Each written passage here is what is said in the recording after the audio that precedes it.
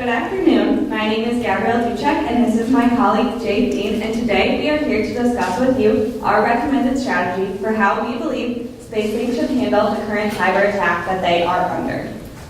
So our recommended strategy really has 5 main points. The first main point is that we wish to contact the FBI. We believe that the FBI has both the technological capabilities as well as the legal authority in order to properly find the responsible party. Second, we want to enhance the security around any remaining information that Space Inc. is in possession of. So we still have a lot of personal, identifiable customer and employee information, and we need to ensure and make sure we are doing due care and due diligence to ensure that this information does not get stolen as well. The third and fourth points of our strategy really go hand in hand. We would like to reevaluate management as well as restructure our internal controls. So obviously something here at Space Inc. is not working. We would like to know what is not working, why it's not working, and what we can do to fix it. Finally, when this whole experience and situation is over with, we would like to compile all the information we have gained from the FBI, our own internal investigation, as well as a potential third-party investigation, and we would like to share it with a select few of upper management of businesses within our industry and potentially other governmental agencies if they wish. We believe that by implementing these 5 points, we will be allowing Space Inc. to rebound properly from the current cyber attack.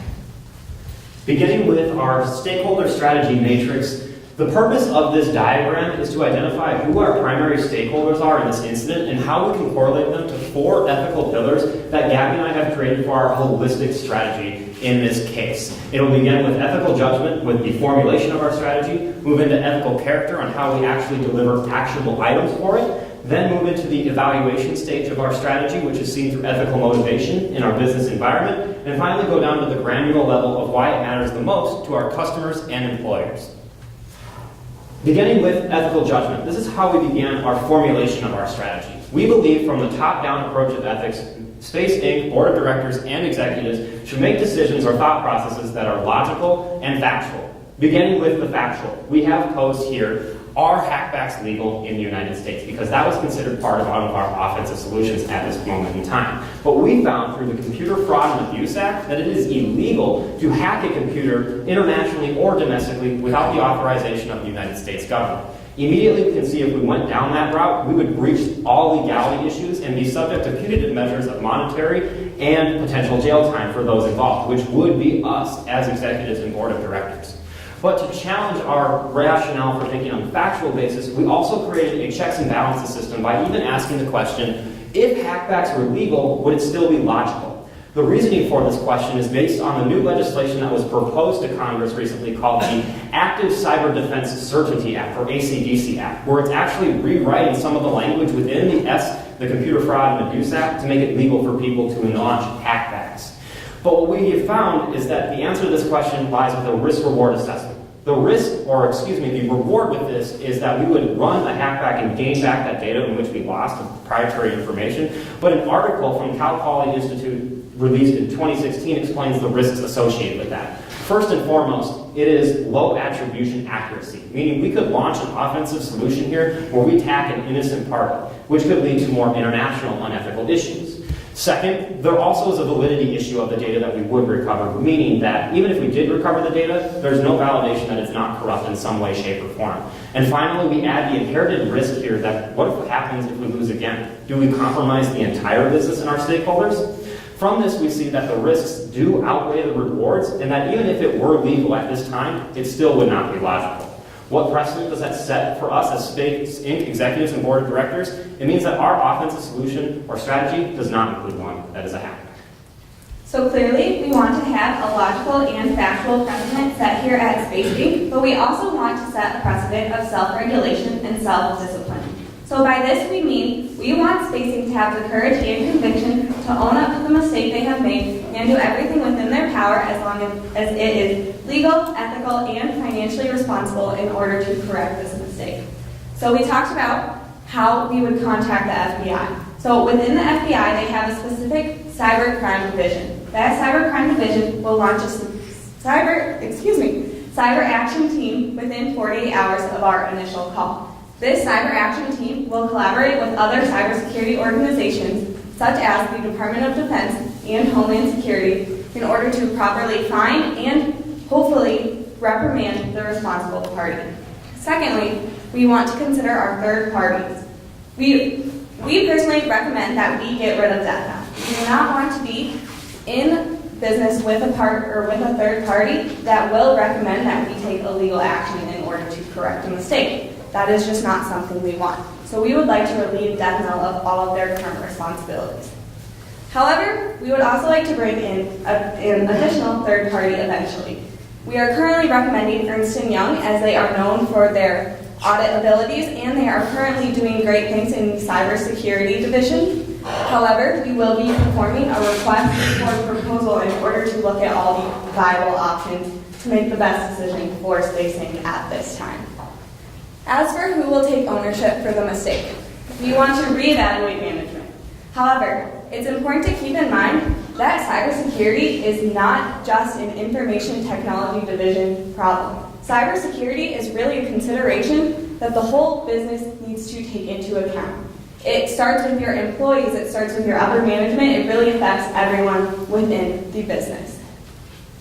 With that, we would also like to create a cybersecurity executive committee. This cybersecurity executive committee would consist of 5 to 7 employees that are both internal and external, and their main goal would be to increase visibility of the cybersecurity doings and protocols happening here at Space Inc. In addition to this cybersecurity executive committee, we want to restructure the internal controls. And the cybersecurity executive committee would have a big hand in this. However, we would really start with our internal controls by auditing the data flow. We want to know where the data is coming from, what data is important, and how are we transferring it.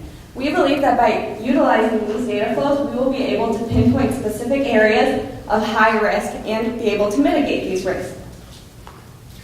The byproduct of this, from our formulation and our strategy implementation, is the evaluation of our progress of our strategy, and that can be evaluated through our internal and external business environments. Beginning with our internal environment, we're specifically looking at our employees and what kind of culture we want to create in spacing. And that begins with leading by example. We want to see people who not only call on themselves for their inconsistencies, but look upon calling others. Not because we want to prove people that they're in the wrong, but also that we're working towards the right thing at the end of the day. How do we do that? We're doing that right now through the strategy implementation by teaching top-down ethics approach.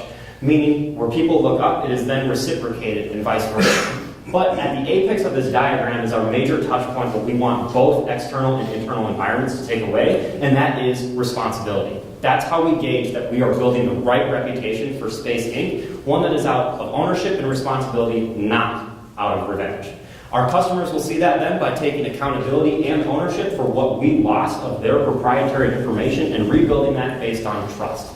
What's the end result of retaining both of our employees and our customers by creating this kind of strategy? It's business longevity and continuity, which is the foundation for financial prosperity in the future. Our customers and our employees are extremely valuable to Space Inc. as they are the foundation on which our company is built upon. So we wanted to really consider the effects that our strategy would have on both customers and employees. So we really think our customers will appreciate doing business with a company that does not consider partaking in any illegal action. Second, we believe that this strategy is also extremely flexible to customers. We intend to fully listen and to hopefully strategize how we can help each individual customer in an attempt to help rebuild that trust and regain their business. We believe that they will really appreciate the legal and smart improvements that Space Inc. is making. Also, mistakes lead to experience. Obviously, a big mistake was made here. However, we believe that Space Inc. will become a better run and more profitable business by these mistakes and by this experience. With respect to our employees, we have really talked about a top-down approach. And for this top-down approach, we think that the ethics we are showing are really a big part of our culture here. We want our employees to embrace it. We also intend to share all the information we have gained, and we think that sets a good example for our employees here at Space Inc. And in conclusion, this is what that top-down ethics approach looks like, all the way from our strategy formulation, strategy implementation, evaluation, and why the bedrock of this success is based on our employees and our customer retention for the future of the space station. With that, we thank you so much for your time, and we are now open for questions.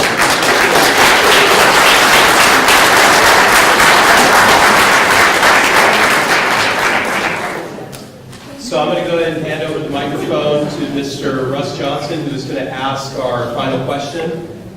Once you show acknowledgement that you understand the question, we'll start the timer. You'll have 5 minutes to huddle. You can decide who wants to address the question, and then you'll get a 1 minute and 30-second notification.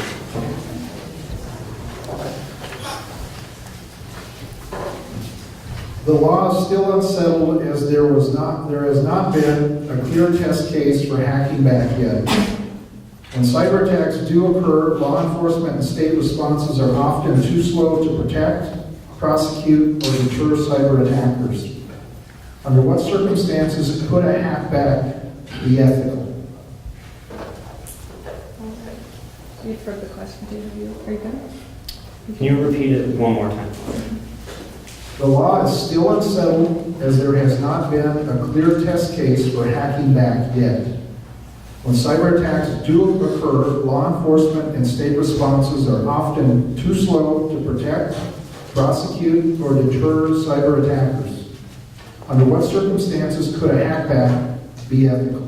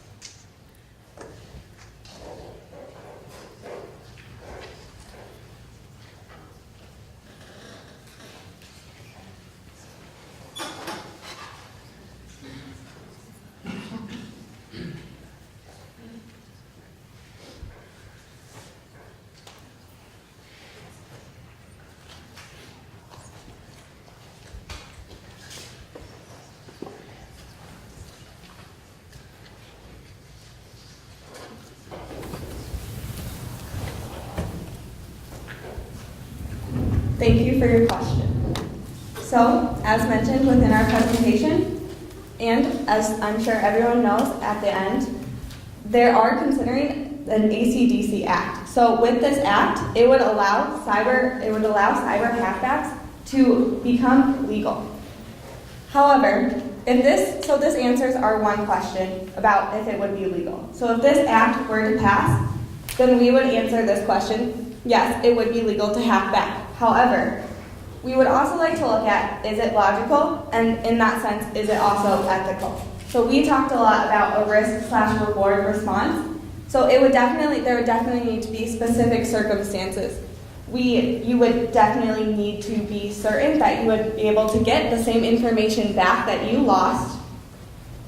You would need to be certain that you are not going to do any more harm to your customers, you're not going to do any more harm for your employees, because if you do potentially hack someone back, you could also bring that wrath back onto you. You could potentially become an even bigger target if you were to hack back. And in the ethical sense, you don't want to expose your customers and your employees and your other stakeholders to even more risk. However, if someone were to decide that it was logical and if it were legal to hack back, another ethical consideration would need to be, are you allowed to do damage to the person that you are hacking back to? Although they did steal from you and you are only going in to take back your information, you need to ensure that you are not harming this other party as well. Because we believe that if you are harming this other person, you are in a sense stealing from them as well. And we do not believe that stealing is ethical, and we do not believe that a hackback, we do believe that a hackback needs to be legal, it needs to be logical, and in the end it needs to be ethical as well in order to recommend one to a board of directors or to implement one in your response strategy. How about a round of applause?